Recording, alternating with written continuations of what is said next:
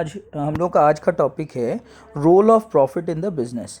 तो दोस्तों जो पहला पॉइंट है इसमें प्रॉफिट देखिए बहुत ही ज़्यादा इम्पोर्टेंट एक चीज़ है किसी भी बिज़नेस ऑर्गेनाइजेशन के लिए सर्वाइव करने के लिए, ठीक है।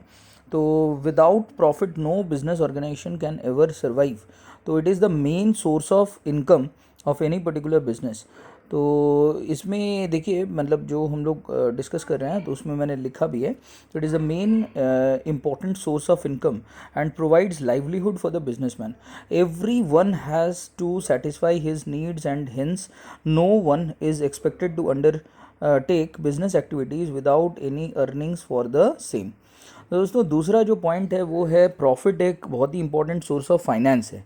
अगर आपके पास प्रॉफिट हो रहा है आपके बिज़नेस में तो आप अपने बिज़नेस को एक्सपैंड कर सकते हो, डाइवर्सिफाई कर सकते हो डिफरेंट एक्टिविटीज़ में। जैसे कि सपोज़ फॉर एग्जांपल आपका जो कंपनी है वो अगर सपोज़ साबुन बेच रहा है तो आप जो है वहाँ से डाइवर्सिफाई करके कोई न्यू प्रोडक्ट जैसे कि शैम्पू वगैरह या कोई दूसरा अलाइड प्रोडक्ट्स जो है वो मार्केट में लॉन्च कर सकते हो, क्योंकि आपके पास ढेर सारा प्रॉफिट्स यहाँ पे हो रहा है।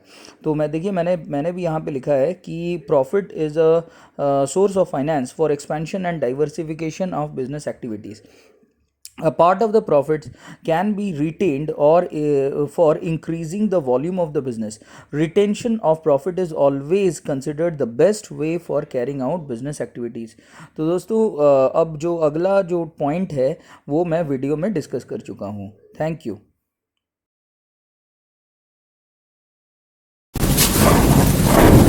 हाँ, एक बार फिर से बोलते हैं।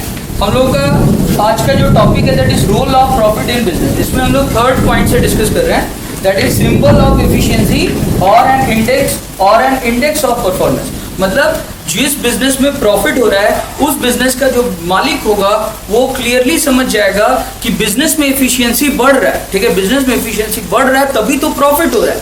अगर बिजनेस में एफिशिएंसी नहीं बढ़ता तो प्रॉफिट नहीं होकर के क्या होता, लॉस होता। तो अब एफिशिएंसी को हम लोगों को डिफाइन करना चाहिए। तो एफिशिएंसी क्या होता है? एफिशिएंसी का मतलब होता है कम से कम समय में कम से कम पैसा खर्च करके और कम से कम रिसोर्सेज वेस्ट करके ज्यादा से ज्यादा प्रोडक्शन करना, ज्यादा से ज्यादा आउटपुट को जनरेट करना। बात समझ में आ रहा है? तो यहाँ पे देखिए मैंने क्या लिखा है, efficiency refers to completing a task in the lowest possible time, spending the lowest possible money and wasting the lowest possible resources for the production of maximum possible output. In short में अगर बोला जाए, in case of efficiency ये सारे चीजें होते हैं। तो क्या क्या चीजें होती है? देखिए टाइम क्या होता है? इट इज रिड्यूस, ठीक है, ये घटता है। Therefore saving in time is efficiency. तो हम लोग बोल सकते हैं कि सेविंग इन टाइम, ठीक है, समय बचाना क्या है? एफिशिएंसी है, एफिशिएंसी का निशानी है। कॉस्ट मतलब खर्चा, तो इट इज रिड्यूस। एफिशिएंसी अगर होगा तो कॉस्ट क्या होगा? वो घटेगा। तो saving in money, therefore saving in money is efficiency. पैसा बचाना एफिशिएंसी है। Resources, the wastage of resources is minimise. Wastage जो है वो क्या होता है? वो मिनिमाइज होता है। तो देयरफॉर, ठीक है, यहाँ पे मैं बोल सकता हूँ इट इज एफिशिएंसी, मतलब वेस्टेज कम करना एफिशिएंसी है। प्रोडक्शन और आउटपुट, तो इट इज मैक्सिमाइज। प्रोडक्शन और आउटपुट क्या होता है? मैक्सिमाइज होता है। तो हाई आउटपुट इंडिकेट्स एफिशिएंसी। ज्यादा आउटपुट क्या करता है? एफिशिएंसी का एक अच्छा निशानी माना जा सकता है। इसके बाद देखिए मैंने क्या लिखा है, all these things are difficult to measure. लेकिन ये टाइम बोलिए, कॉस्ट बोलिए, रिसोर्सेज बोलिए, प्रोडक्शन और आउटपुट बोलिए, इसको मेजर करना या तो डिफिकल्ट है या फिर आपको कंसिडरेबल टाइम के बाद पता चलेगा। एक समय, 1 महीना 2 महीने के बाद पता चलेगा कि एक्चुअल सेविंग्स हुआ है या नहीं हुआ है कि नहीं।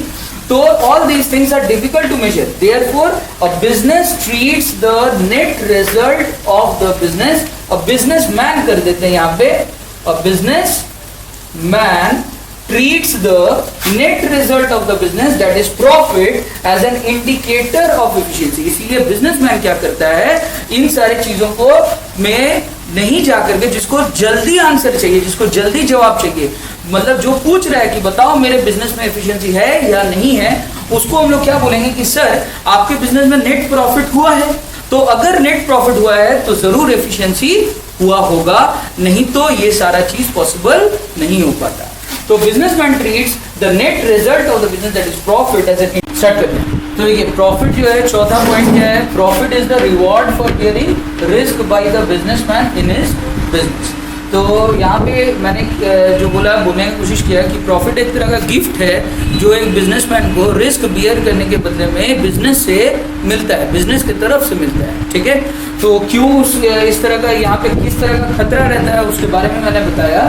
The businessman makes a lot of investment in his business. Businessman ढेर सारा पैसा अपने बिजनेस को चालू रखने के लिए, अपने बिजनेस को शुरू करने के लिए ढेर सारा पैसा वो निवेश करता है। तो होता क्या है कि बिजनेस कभी भी उसको गारंटी नहीं देता है कि तुमको हम जो है, अगर बिजनेस को एक अलग व्यक्ति माना जाए और बिजनेसमैन को एक अलग व्यक्ति माना जाए, तो बिजनेस कभी भी बिजनेसमैन से ये नहीं कहता है कि तुमको हम प्रॉफिट कमा करके देंगे ही देंगे। मतलब हमेशा लॉस रहने का खतरा रह जाता है, खतरा मंडराते रहता है। तो the businessman makes a lot of investment in his business, all this investment can be lost. ये सारे इन्वेस्टमेंट बर्बाद हो सकते हैं, ये सारे इन्वेस्टमेंट लॉस्ट हो सकते हैं इफ बिजनेस डजंट सक्सीड, अगर आपका बिजनेस जो है वो सक्सीड नहीं करेगा।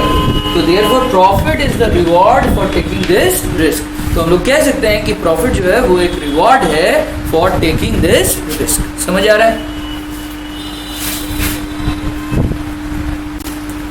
हाँ, तो दोस्तों देखिए यहाँ पे जो है दैट इज हम लोग डिस्कस कर रहे थे profit helps to gain reputation और गुडविल। प्रॉफिट आपको जो है मदद करेगा गुडविल बनाने में, गुडविल को ज़्यादा से ज़्यादा क्रिएट करने में, यानी कि मार्केट में अच्छा नाम बनाने में, मार्केट में आपका कस्टमर्स को अट्रैक्ट करने में प्रॉफिट आपको काफ़ी हद तक मदद करेगा।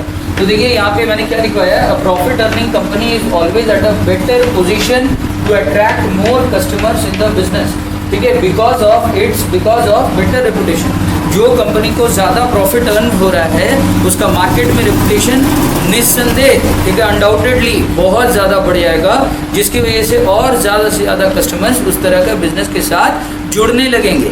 तो जब ज़्यादा से ज़्यादा कस्टमर्स उस तरह के बिजनेस के साथ जुड़ने लगेंगे तो हम लोग जानते हैं कि कंपनी को और ज़्यादा से ज़्यादा सेल बढ़ जाएगा, उसका प्रोडक्शन बढ़ जाएगा, उसको ज़्यादा से ज़्यादा प्रॉफिट यहाँ पे होने लग जाएगा।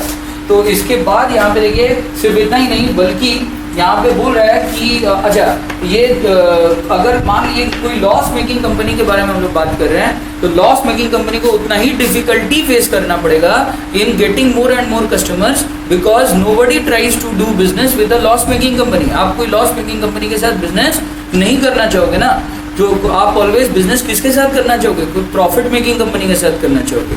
तो इसलिए प्रॉफिट काफ़ी इंपॉर्टेंट हो जाता है ज़्यादा कस्टमर्स को अट्रैक्ट करने में।